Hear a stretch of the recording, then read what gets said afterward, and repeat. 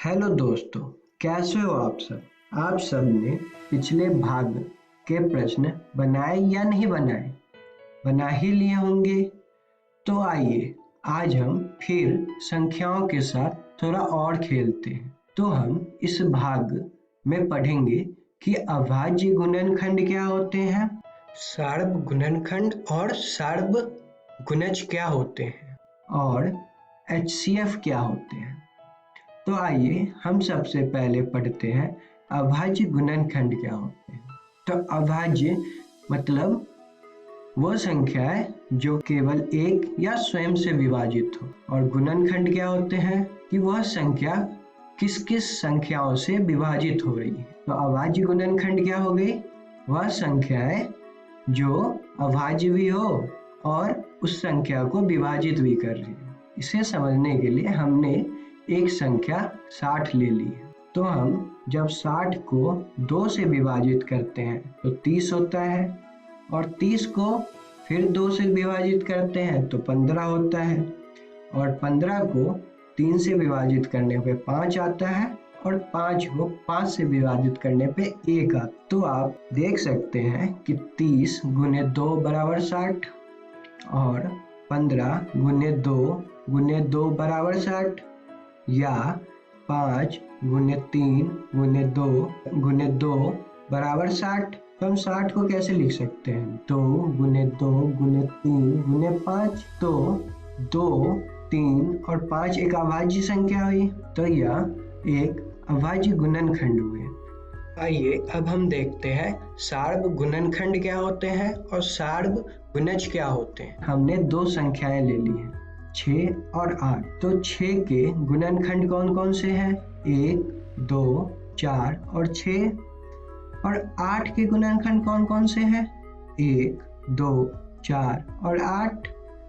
तो इन दोनों संख्याओं के गुणनखंड में उभयनिष्ठ गुणनखंड कौन कौन से हैं, 1, 2 और 4। तो 1, 2, 4 सार्व गुणज खंड हुए। आइए अब हम सार्व गुणज समझते हैं। तो इसे भी समझने के लिए हमने दो संख्याएं ले ली, 6 और 8। तो 6 के गुणज कौन कौन से हैं, 6, 12, 18, 24, 30, 36, 42, 48 इत्यादि। और 8 के गुणज कौन कौन से हैं, 8, 16, 24, 32, 40, 48, 56 इत्यादि। तो इन दोनों में उपनिष्ठ कौन कौन से हैं, 24 और 48 इत्यादि। तो 24 और 48 सार्व गुणज खंड हुए। आइए अब हम HCF पढ़ते हैं। इसे निकालने के लिए हमारे पास 3 विधि है। हम सबसे पहला विधि गुणनखंड विधि पढ़ते हैं। इसमें हम गुणनखंड निकाल के HCF निकालते हैं। इसके लिए हमने दो संख्याएं ले ली, 16 और 20। तो 16 के गुणनखंड कौन कौन से होंगे, 1, 2, 4, 8 और 16। और 20 के गुणनखंड कौन कौन से होंगे, 1, 2, 4, 5, 10 और 20।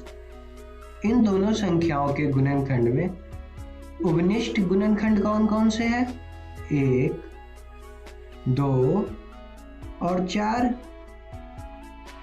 तो HCF में हम सबसे बड़े उपनिष्ठ गुणनखंड को लेते हैं। तो इसमें सबसे बड़ा उपनिष्ठ गुणनखंड कौन सा है, 4। तो 4 हमारा HCF हुआ 20 और 16 का। आइए अब हम दूसरी विधि पढ़ते हैं। इस विधि का नाम है अभाज्य गुणनखंड विधि।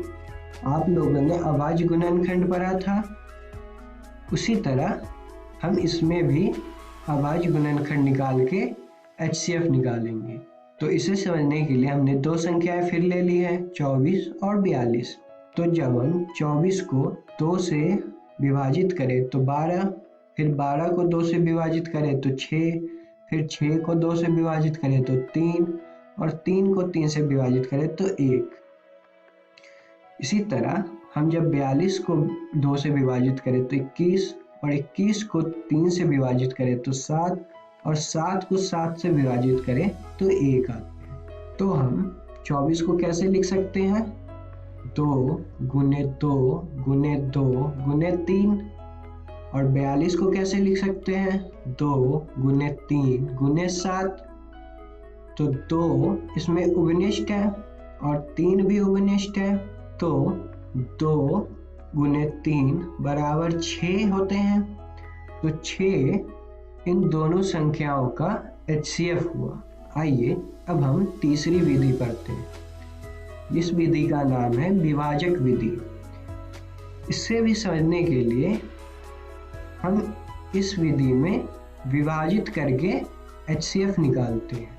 तो इसे भी समझने के लिए हमने 2 संख्याएं ले ली है, 75 और 155। तो हम इसमें क्या करते हैं कि सबसे बड़ी संख्या को छोटी संख्या से विभाजित करते हैं।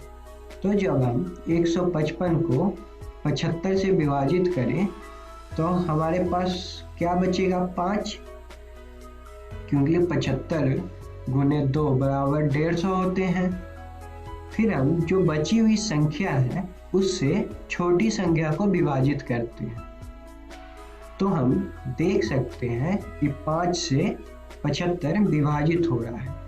तो 5 हमारा HCF हुआ 75 और 155 का। आप लोगों को यह तीनों विधि समझ आ गई? तो हमने इस वीडियो में क्या क्या सीखा? या अभाज्य गुणनखंड क्या होते हैं, सार्व गुणनखंड और सार्व गुणज क्या होते हैं, और HCF क्या होते हैं। हम अगली वीडियो में पढ़ेंगे कि LCM क्या होते हैं और LCM और HCF में संबंध क्या होते हैं, और संख्याओं के विभाज्यता की जांच करें। तो आप लोगों को आज जो भी पढ़ाया गया है इसके प्रश्न आप अपने पुस्तक से कल करके लाएंगे। Thank you.